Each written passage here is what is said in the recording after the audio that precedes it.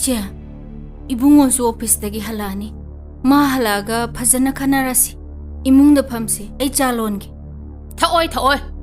Nangi saaduna ne, ai si themba yaba ponate.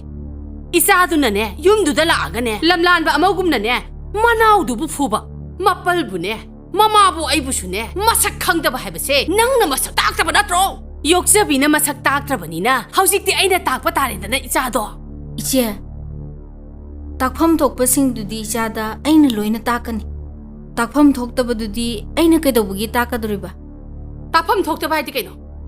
Machin manau mapa macha thang paiduna yanabudu natro nangna pamise. Nangdine, mitopnina ne, nungaitaba phawramoye. Nakhoigi nafamdadi aise, mitobo harabasu.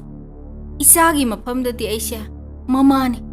Kariya, poktabi nangbu, mama. Iche, oktabidi habigano. Aduna natro, positive oirido. Ha. Haujikti ne, nahak thakta, emotion awaba tare.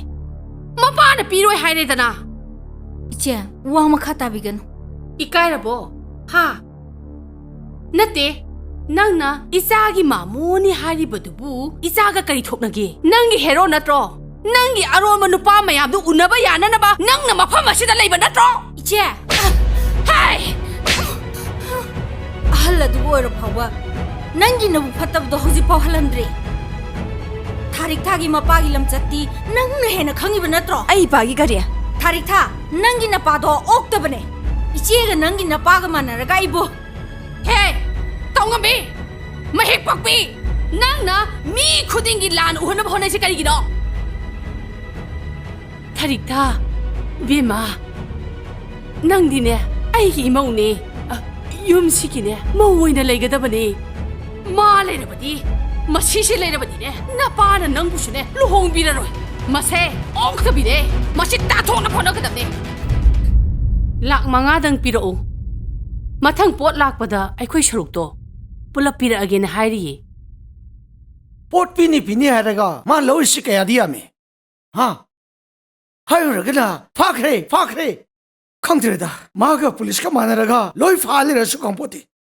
Nati aikhoi na toriba thabak sibu lo na yabro. Drug puthok pusin tawba haibasidi ne khara su phaba taba. La khra phaja khra basune phawdaba amukta ne. Aikhoi se karorgi mapoi gadori baneba. Aikhoina puthokpadana punna puthoe. Phanglakpadana manga tara khak. Kolai torise ayam singne. Mana pula paisilaga thamira sukham ko natine. Asai masigi thabakse to sira khangde. Ayam talle. Taning de to. Si dawdadi aikhoi kai thabak tawdeba. Nate mi gi dene siar yaurubadi ne. Mangba tongba haibase masana tabane. Phangkan na mai phangjani kaino. Hayengi mangado kamdauba. Khangdre. Ai kamai tawdino. Hingol sis thamdo leire. Aikhoi thoibada so khana thore. Tang thok toro. Ai khangdre.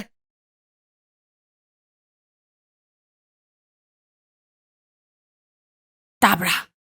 Nahane thoibegi office ta sanaba marup ama thoibada phauki haibani. Wakhando khallo haiba. Ha. Mana phauki hai. Hoi. Asengbaro. Mana phauki hai. Masidi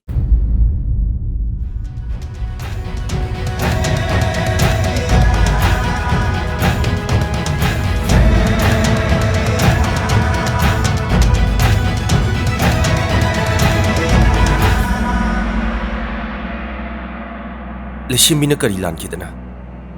Mayamna mabu sasangum tanariba. Hey, nang kari khangi. Ha. Nangi upu hangdulaga se sel singse.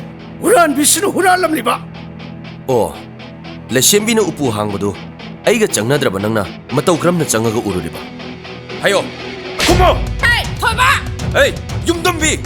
Nang leibidi ngasi yum se lekha taram. Thoiba. Ma ke hakan kidamakta naya maibo kupang thabang amlaba. Minay nobi kari chulay tabi ma kidamakta lekai maya mamangsta aibu ta talaba. Leshimbi bukana minay ni hairiba. Yum sige thabak tawnoba midine. Minay na tati kaino. Nang na minay nupi sige tamakta nayaba bu khut tharaba. Hey, minay nupi. Nang yum se thado sakidamne. Nang. Hey. ꯈꯪꯍꯟꯖꯕ ꯑꯃ ꯃꯤꯁꯣ TV ꯑꯦꯞꯁꯇ payment ꯇꯧꯔꯒ film ꯌꯦꯡꯕ ꯃꯇꯝꯗ ꯑꯍꯣꯡꯕ ꯈꯔ ꯂꯩꯖꯔꯦ ꯃꯗꯨꯗꯤ ꯃꯌꯥꯝꯒꯤ ꯗꯤꯃꯥꯟꯗꯒꯤ ꯌꯦꯡꯕꯤꯅꯤꯡꯕ ꯐꯤꯂꯝꯁꯤꯡ ꯑꯗꯨ ꯈꯛꯇꯒꯤ ꯑꯣꯏꯅ ꯄꯦꯃꯦꯟ ꯇꯧꯕꯤꯔꯒ ꯌꯦꯡꯕꯤꯕ ꯌꯥꯕꯒꯤ ꯑꯣꯞꯁꯟ ꯑꯗꯨ ꯍꯥꯞꯆꯔꯦ ꯑꯩꯈꯣꯏꯒꯤ ꯕꯥꯏ ꯍꯥꯏꯅ ꯊꯝꯖꯔꯤꯕ ꯀꯦꯇꯦꯒꯣꯔꯤ ꯑꯁꯤꯗ ꯆꯪꯕꯤꯔꯒ ꯌꯥꯎꯔꯤꯕ ꯐꯤꯂꯝꯁꯤꯡ ꯑꯁꯦ ꯑꯃꯃꯝꯇꯪꯒꯤ ꯑꯣꯏꯅ ꯄꯩꯁꯥ ꯊꯤꯕꯤꯔꯒ ꯁꯕꯁꯀ꯭ꯔꯤꯞꯁꯟ ꯂꯧꯕꯤꯗ꯭ꯔꯕꯁꯨ ꯌꯦꯡꯕꯤꯕ ꯌꯥꯔꯒꯅꯤ न्यू कंटेंट मूवीज लीला सीरीज कैटेगोरी सिलोमक्सिदी सब्सक्रिप्शन तौरगा पुलप येंग याबीगनी मैयामना सब्सक्रिप्शन नत्रगा अपाम फिल्म दो लेबीरगा येंगबसु यागनी मैयामना फिल्म येंगबिरो अदुगा अखोय मिसो टीवी की फ्री कोचिंग क्लास तौबसिदा मतेंग पांगबिरो सि हारगा खुरमजरी